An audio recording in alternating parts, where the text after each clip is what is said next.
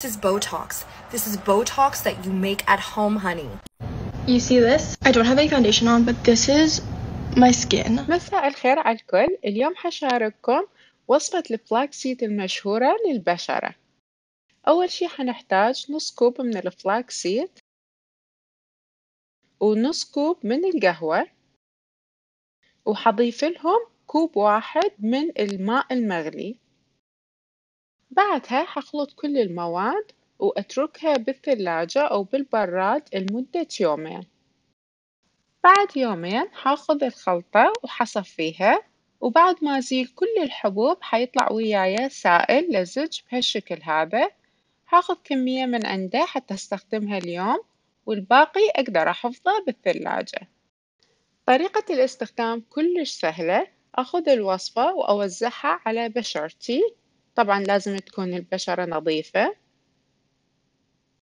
وهاي صورت لكم من قريب حتى تشوفون شكل الوصفة أو الخلطة اللي هسه خليتها.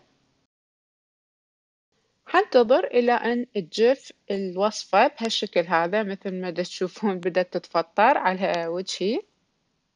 وهسه حروح أغسل بشرتي بالمي الدافي.